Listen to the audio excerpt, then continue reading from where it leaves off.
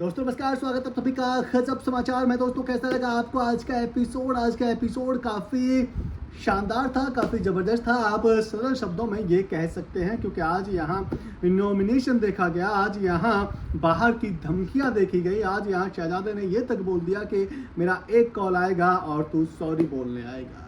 आज यहाँ टीम्स बनती हुई नजर आई, जो कभी यहाँ दहाड़ रहे थे वो गीदड़ की तरह भौंकते हुए नजर आए। यहाँ पर जो लोग शांति से खेल रहे थे उन पर आप कह सकते हैं कि नॉमिनेशन का आपने आगाज देखा होगा। आपने देखा होगा किस तरीके से उनको नॉमिनेशन में धकेला गया। साथ में कल आने वाला एपिसोड भी खास होने वाला है, क्योंकि कल यहाँ एलिमिनेशन होने वाला है सारा की बात कर रहे हैं तो सारा अरफीन की हम बात कर रहे हैं, अरफीन जी की पत्नी, यानी कि दोनों मियाँ बीबी में, दोनों मियाँ बीबी की वजह से ही यहाँ दोनों मियाँ बीबी में से एक कम हो जाएगा और वो है सारा जी। आज के एपिसोड की बात करें तो आज आपने देखा होगा कि नॉमिनेशन हुआ, यहाँ पर श्वेता को पावर मिली, लेकिन इस पावर के बाद में यहाँ पर जो टीम्स बनती हुई नजर आई, क्या आपको ऐसा लगा कि ये कहीं ना कहीं गीदड़ों की टीम बन रही है? क्योंकि टीम की झुंड की बात अक्सर गीदड़ ही करते हैं और सबसे पहले आकर आपके चैनी खैनी मास्टर बिबियन डसेना। सबसे पहले तो आप ही बताएं कि आखिर यहाँ जो इंसान घर के अंदर चैनी खैनी खाने के अलावा और कुछ करता नहीं है, उसे आखिर बाहर की दुनिया में लोग इतना सपोर्ट क्यों कर रहे हैं? समझ से परे है, लेकिन यहाँ फिलहाल बिबियन ऐसा कुछ करता हुआ नजर नहीं आ रहा है। खुद से यहाँ 3 लोगों के पास जाता है, यानी कि जो तीनों दोस्त हैं, एलिश, ईशा और अविनाश, उनके पास जाता है कि दोस्तों स्वागत है आपका, अब आपकी इस टीम में आपका बड़ा भाई आ गया है। तो कहीं ना कहीं वो जो शिल्पा से कह रहा था कि मैं तो यहाँ समस्या का सॉल्वर हूँ, मैं तो समस्या सॉल्व कर रहा हूँ, मैं किसी टीम में नहीं हूँ, यहाँ अपनी ही बातों से कॉन्टेक्ट करते हुए भाई साहब नजर आए।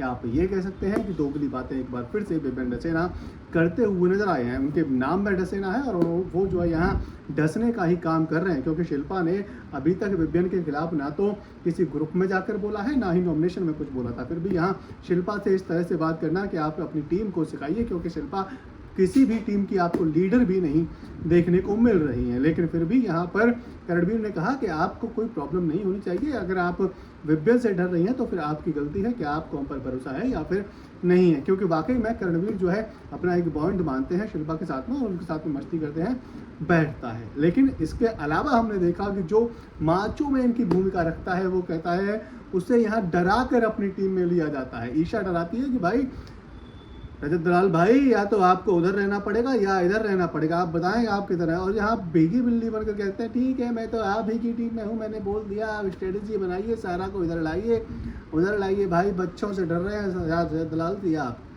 आपने जो बाहर अपनी इमेज बनाई है उसको खो रहे हैं, बाकी आपकी मर्जी है, आप खो सकते हैं। इसके अलावा यहाँ एक बार फिर से खाने को तड़पाता हुआ नजर आया अविनाश को आप देखेंगे तो आपको एग्जैक्ट याद आ जाएगी यहाँ पर गौतम गुलाटी की, यहाँ पर आसिम रियाज की, क्योंकि वो भी ऐसे ही कुछ बातें किया करते थे, हाथ चलाया करते थे।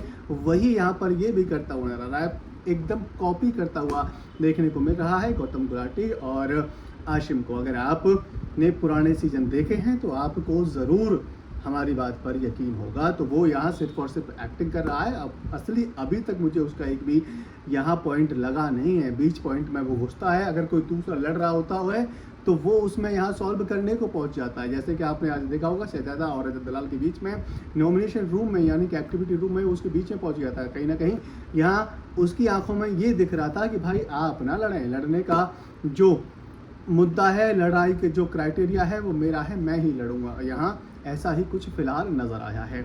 इसके अलावा कल आने वाले एपिसोड की बात करें तो चाहत पांडे को क्योंकि खाना नहीं दिया गया है, और चाहत पांडे आपको लगती होगी बोली, लेकिन बोली है नहीं, वो डरती किसी के बाप से नहीं है। जो बोलना होता है अपने सीधे अंदाज में, जैसा कि उसका बोलने का अंदाज होता है वो बोल देती है। तो कॉपी तो वो किसी को नहीं कर रही है अविनाश की तरह, फिलहाल ओरिजिनल नजर आ रही है। लेकिन हाँ, कुछ चीज़ों में ऐसा लगता है कि वो ज़्यादा सीधा बनने की कोशिश कर रही है, लेकिन सीधा है नहीं। कल जो पानी डालेगी इसके बाद में अविनाश जो है फिर से घटिया शब्द बोलते हुए नजर आते हैं कि मुझे लगता है कि तुम मुझसे प्यार करती है, जो कहीं ना कहीं किसी लड़की के लिए बड़ा शब्द हो जाता है। फिर भी यहाँ अविनाश अपनी उस गलती को फिर से छुपाने की कोशिश करेगा कि नहीं मैंने ऐसा नहीं बोला है।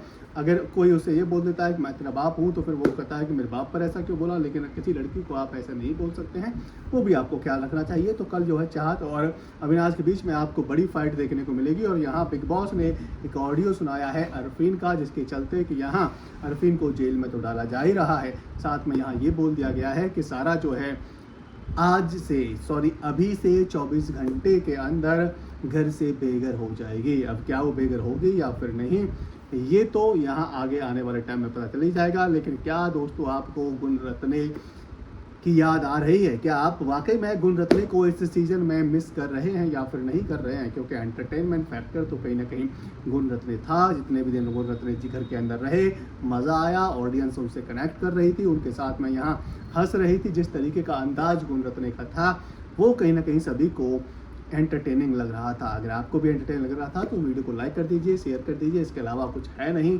अगर आपको वाकई में जानकारी हमारे द्वारा दी जाने वाली पसंद आती है तो चैनल को सब्सक्राइब तो ज़रूर कर लें, क्योंकि ऐसे ही जानकारी हम देते रहने की पूरी कोशिश करेंगे।